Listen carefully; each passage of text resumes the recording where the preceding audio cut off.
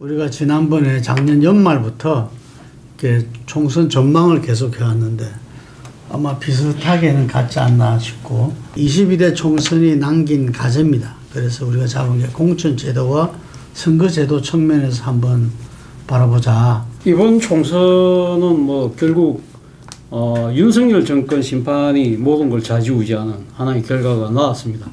사실은 뭐 한동훈 비대위원장이 국민의힘 한동훈 비대위원장이 취임하면서 상당히 그 윤 대통령과의 차별화에 성공한 듯이 보였지만 그러나 선거 중반에 터졌던 이종석 호주 대사 임명 문제 그리고 황상무 핵갈테러 운운 뭐 이런 부분들이 다시 잠깐 가려졌던 윤석열 정권의 지난 2년 국정에 대한 그 국민들의 분노를 다시 자극하는 그런 결과가 되어서 사실은 뭐 지금 국민의힘 입장에서는 백약이 무효한 그러한 상황으로 선거가 진행되면서 역대급 여당으로서는 역대급 참패를 기록할 수밖에 없었다. 뭐 저는 그런 부분들이 선거 과정상의 일부의 뭐 그러한 그 대통령의 실수 뭐 그런 차원을 넘어서 결국은 지난 2년에 대한 국민들의 엄정한 평가가 아니었나 하는 생각이 들고요. 그렇기 때문에 불과 2년 전에 0.73% 차이로 이기고 그리고 바로 이어서 벌어졌던 지방선거에서 압승을 했는데 그것이 영원할 것처럼 착각했던 권력의 오만과 독선에 대해서는 민심은 항상 냉엄하게 바라보고 거기에 대해서는 아주 강한 해초를 휘두른다는 하나의 우리 이 대한민국 민주주의 하나의 전통이 이번에도 어김없이 발휘되었다는 생각이 들고요. 그런 측면에서 그러니까 지금 권력의 오만과 독선 이런 부분들에 대한 민심의 경고를 이번에 새길 필요가 있다는 부분을 말씀드리고 또 한편으로는 지금 대한민국의 지금 민주화 이후의 그 지금 국회의원 선거제도가 갖고 있는 맹점 소선거구 제도의 맹점이 이번에도 여실하게 드러났다.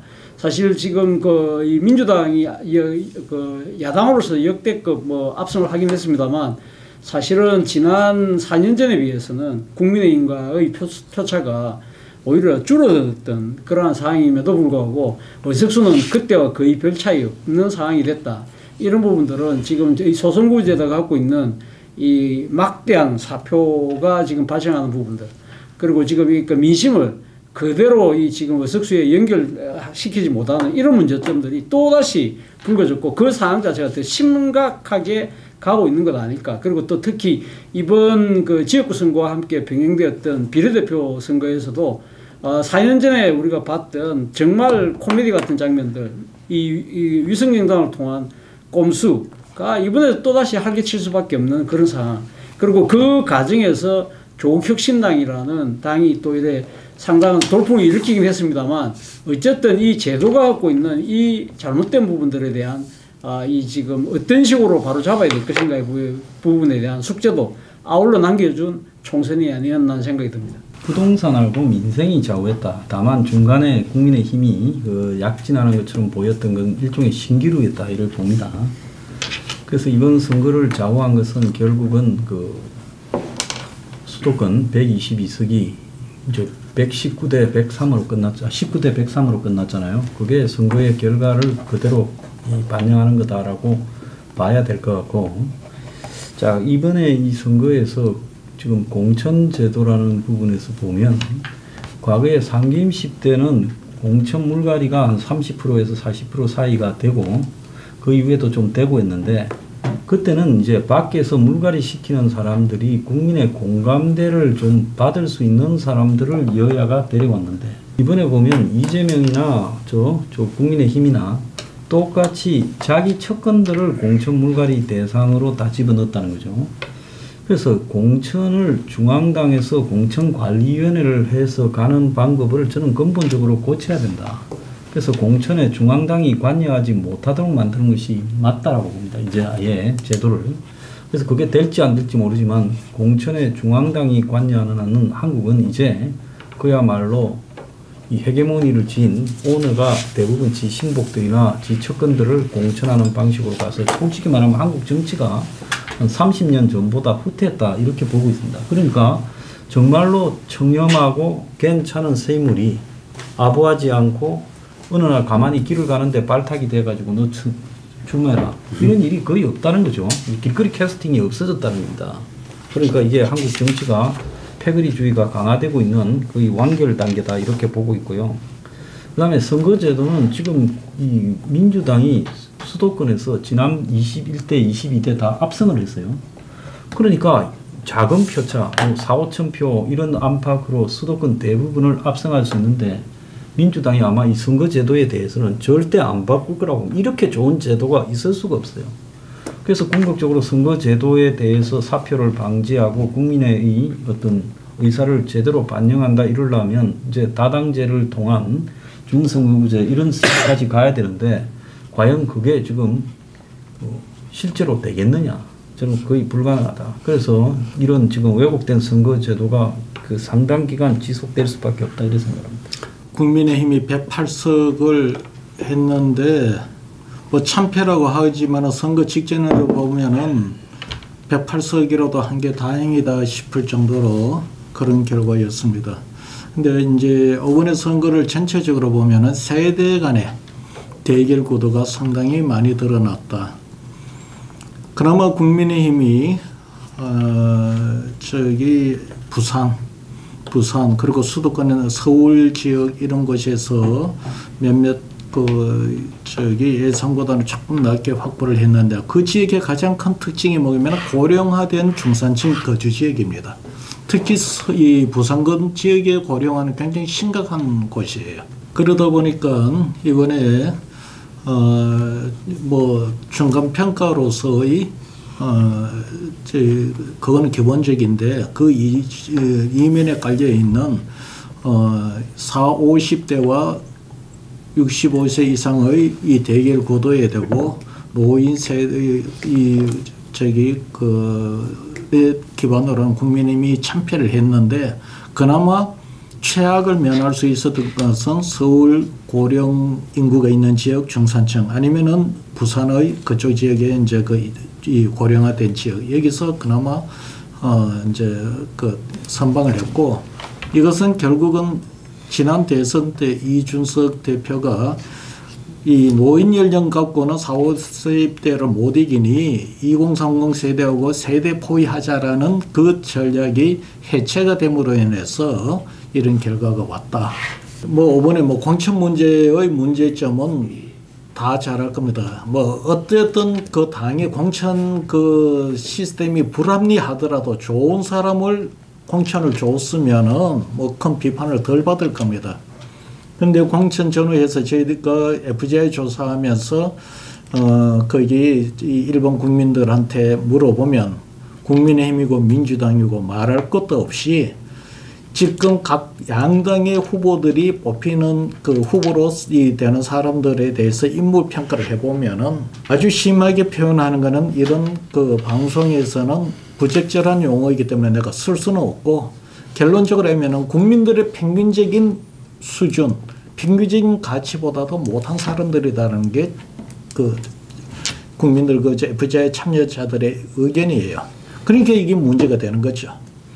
그래서 제가 보건대는 이 문제는 제가 뭐 어떤 형식으로든 이 공천제는 뭐 개혁을 해야 되는데 이게 뭐 기득권을 갖고 있는 쪽에 두고 이 공천권을 이 좋은 공천권을 놓치려고 하겠냐는 거죠. 문제는 선거제도인데 선거제도는 제가 볼 때는 이거는 당연히 이거는 개혁을 해야 될 상황입니다.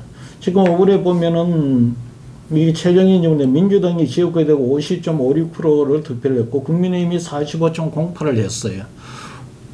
그냥 격차는 5.48%포인트밖에 안 되는데 의석수는 거의 1.5배도 훨씬 넘는 숫자로 격차가 벌어진다는 거죠. 이거는 제가 볼 때는 선거제도는 양쪽이 서로 합의를 해갖고 이렇게 결정을 해야 되기 때문에 룰의 게임이다 보니까 절대로 한쪽이 반대를 하면은 이거 개선이 안 됩니다. 헌재로 가는 수밖에 없어요. 헌재에서 이건 판단해야 될 사안이에요. 과연 이런 이 실제 득표와 의석수의 불일치 문제가 이게 이 헌법상의 어떤 그런 정신이나 원칙의 기준에서 이게 합당한지 한다면 헌재에서 판단해서 이 저기 양당의 개혁 개선 뭐 개혁이 아니더라도 개선하라고 공간이라도 가야 바꾸지, 안 그러면 안 바꿀 것 같으니까 그 길밖에 없지 않나 싶어요. 하지만 여론조사는 하나의 흐름과 그 시점에서의 그 민심의 단면을 가르쳐 주는 거지, 이게 공직 후보 선출로 그 이 역할을 가게 되니까 저는 이 여론조사가 왜곡될 수밖에 없었다. 왜냐하면 제가 현장에서 봤을 때는 이 각 당에서 어떤 여론조사 경선을 했을 때 그 부분들이 실제로 응답하는 사람들을 갖다가 어떻게 배치하고 대기하느냐에 따라서 조사기관이 조사하고 이 발표하는 거하고 전혀 상관없이 원천적으로 거기에서 문제가 이루어질 수 있다는 이야기인 거죠.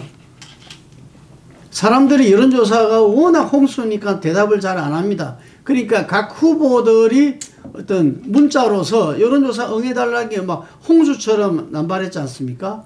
그 부분을 갖다가 이 실제 이 선관위를 갖다가 장악하고 있는 이 공천관리위원회를 장악하고 있는 부분이 일정 정도 정보가 공유되면은 그게 정말 그 예상치 않은 결과가 나올 수 있거든요. 현재 중앙당 공천관리위원회가 아니라 이거는 이 상식 어떤 경선을 통해서 이 공천이 이루어져야 되고, 그 공천은 이제 더 이상 여론조사 경선이 돼서는 안 된다. 이 부분들이 앞으로 우리 이 선거에서 풀어야 될 과제가 아닌가 싶습니다. 추가적으로 이야기. 예, 제가 좀 말씀드리려고 하면, 아까 소선거구제의 폐해를 말씀하셨는데, 사실은 국민의힘이 소선거구제의 가장 희생자인 것처럼 모든 분들이 말씀하셨는데, 근데 정말 국민의힘은 그렇게 생각할 거냐? 국민의힘 주류는 그렇게 생각하지 않을 거라는 거죠. 왜? 그 주류들이 소선거구의 혜택을 가장 많이 보는 영남권에 위치하고 있기 때문입니다. 대표적으로 이번에 부산 같은 경우에 지난 4년 전에 민주당이 43%를 얻었어요. 43%를 얻었는데 그때 민주당이 3개 의석을 갖고 왔는데, 이번에 민주당이 얻은 의석이 45%입니다. 2%가 더 올랐어요. 그런데 의석을 하나밖에 못 갖고 왔어요. 자, 그렇다고 한다면 그러니까 국민의힘 소속의 지금 당선자들 입장에서는 부산 같은 경우는 이 소선거구제를 바꿀 이유가 전혀 없죠. 그러니까 이런 목소리가 안 나온다는 거예요. 그렇기 때문에 사실은 이 지금 국민의힘이 사실 이 지금 전당대회를 앞두고 지금 영남 중심의 이런 그러니까 이 지금 당내의 헤게모니 그리고 이런 질서를 깨야 된다는 이유 중에 하나도 바로 이 선거법 문제를 따져봐도 사실은 그러니까 자신들의 심각성을 깨닫기 위해서라도 바꿔야 된다는 측면이 있는 것이고, 저는 뭐 이 지금 소선거구제와 관련해서는 그런 생각이 듭니다. 예를 들면 앞서 제가 부산을 예를 들면 부산이 지금 18개인데 저는 한 4개 근역으로 4개로 나눠가지고 선거구를 4개로 나눠서 한 선거구당 한 3명 정도를 뽑으면요 12명을 지역구에서 뽑잖아요.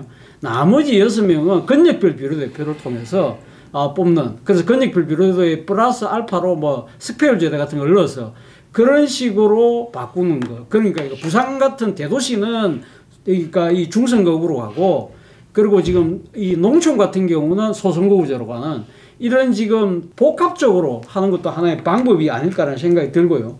그리고 지금 공천과 관련해서는 저는 이 정당법에다가 이 공천, 각 당의 공천 방식 자체를 아예 법적으로 강제하는 것도 하나의 방법이라고 듭니다. 왜냐하면 사실은 뭐 정당들 입장에서는 정당의 뭐 일종의 민주주의, 자유주의 뭐 이런 걸 해서 자율권 이런 걸 이야기해서 반발할지 모르지만 지금 우리나라 정부가 예산으로 지금 정당을 먹이 살리는 국고보조금이 어마어마하잖아요.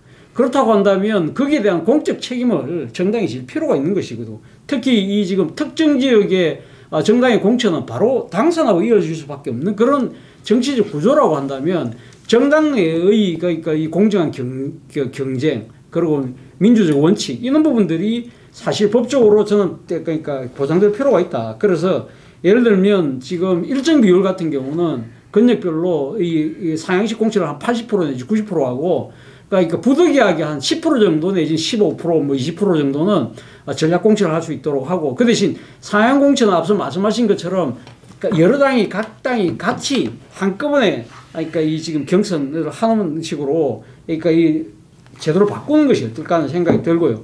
아울러서 조금 더 말씀드리면 비례대표도 마찬가지입니다. 비례대표도 이번 같은 경우는 지금 이 준연동형을 하긴 했습니다만 사실은 위성 꼼수정당의 문제가 있는데, 꼼수정당의 문제는 지금 이 여야 의원들이 발의한 대로 지금 국회에 계류되어 있습니다만, 예를 들면 지금 그 지역구만 후보를 내고 지역구 후보를 안 내고 비례대표만 그렇게 내는 정당에 대해서는 선거보조금, 국고보조금을 아예 없애버리는, 못 주도록 하는.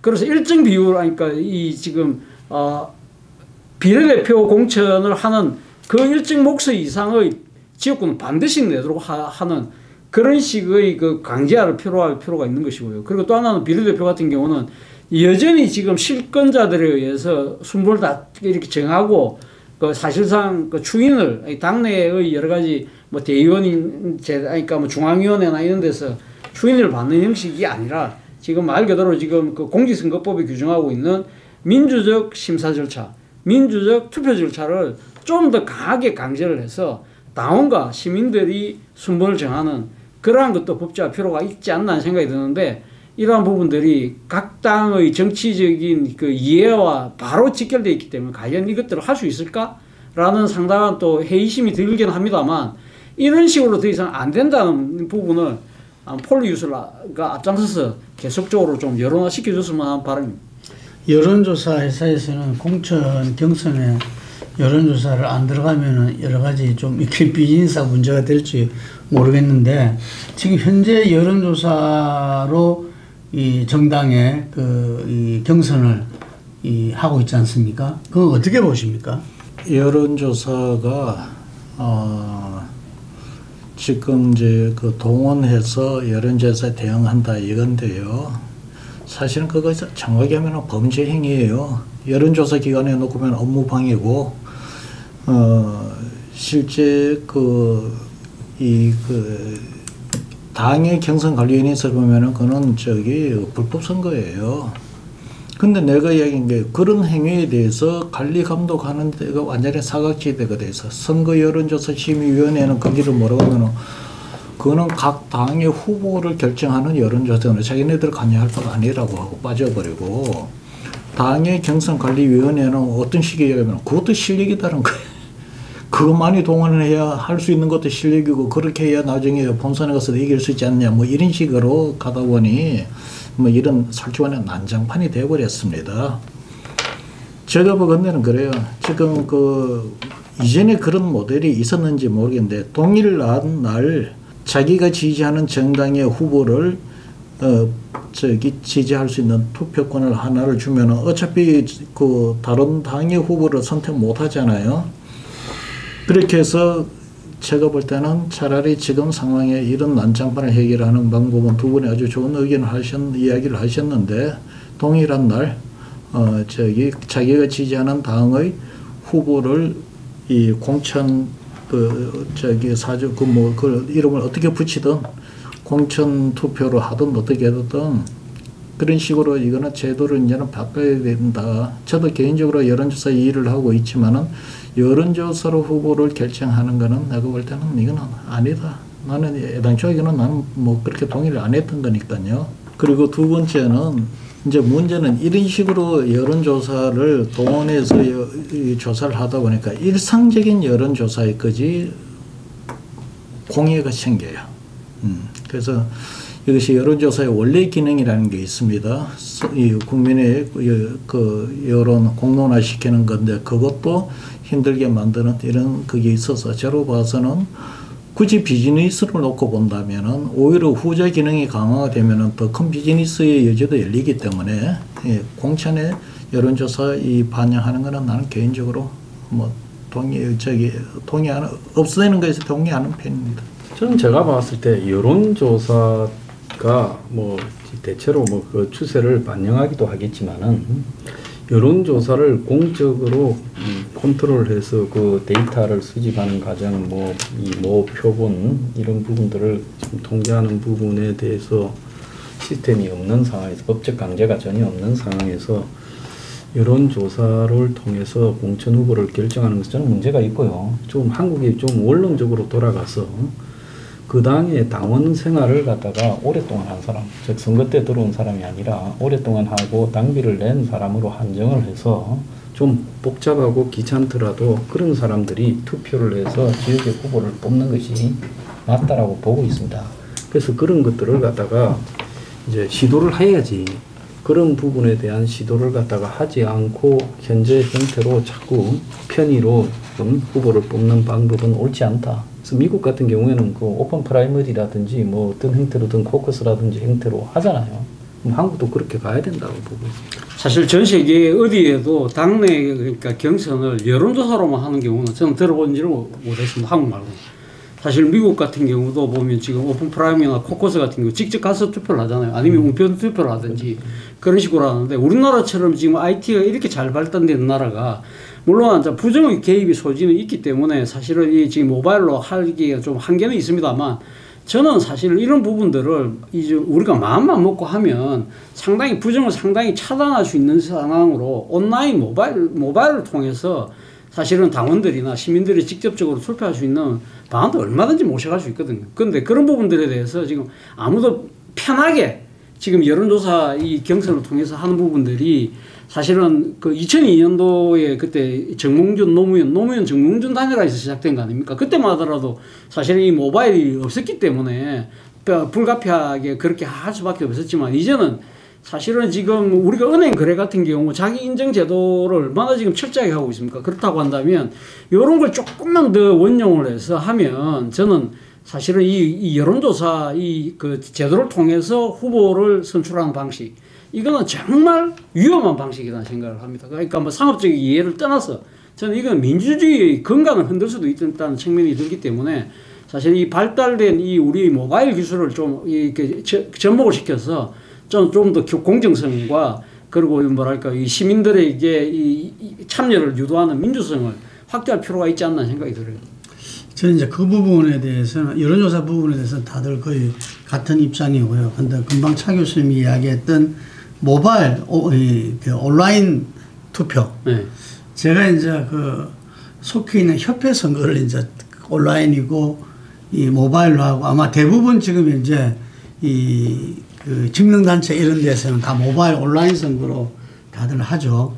그 당에서 정책 투표할 때도 그걸 하고 하는데, 이 또한 문제가 많다. 금방 인증이라든지 이런 부분들을 갖다가 장치가 있기 때문에 그 본인이 이제 인증되고 확인되고 하는 게 일단 상관이 없을 거라고 했는데, 실제로 이 온라인 모바일 선거가 가지는 위험성도 충분히 있다는 거죠. 우리가 직접 비밀 선거라는 부분들에 대해서 얼마든지 그것이 거대해질 수 있고, 저는 그런 생각을 합니다.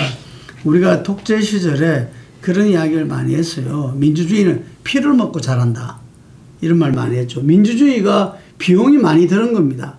민주주의를 효율성 차원으로만 생각해서는 안 된다.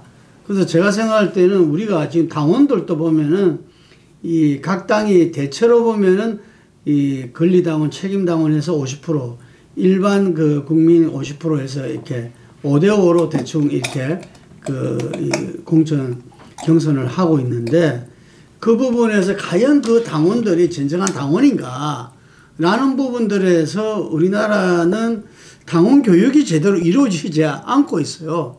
각 당에서 그 당의 강령과 그 당의 어떤 노선이라든지 뭐 이 정책이라든지 이런 부분들을 충분히 트레이닝되고 거기에 대해서 수료를 하고 그분들한테 이렇게 주어지는 게 아니라, 지금 보면 각 당에서 차이가 나는데 월 1,000원, 2,000원 내는 그걸 6개월 냈다든지 4개월 낸 사람들한테 그런 자격을 부여하고 있거든요. 이런 부분도 여러 가지 시간이 걸리고 비용이 들겠지만, 저는 그 과정도 바뀌는 것이 우리가 정말 민주주의를 제대로 할 수 있는 그러한 이 시스템으로 바뀌는 거 아닌가, 이런 생각이 들기 때문에, 그러한 비용, 시간을 갖다가 투자해서 또 그것이 정말 그 소중한 한 표 한 표가 행사할 수 있도록, 어쨌든 각 당에서 공천은 우리가 지금 이번에도 보면은 거의 뭐 양당 체제가 됐잖아요. 그 양당 공천이 그만큼 이미 본 국회의원이라든지 여러 공직 후보에 대해서 한 걸음 바로 이 앞에 있는 거기 때문에 그 선출이 굉장히 중요하다.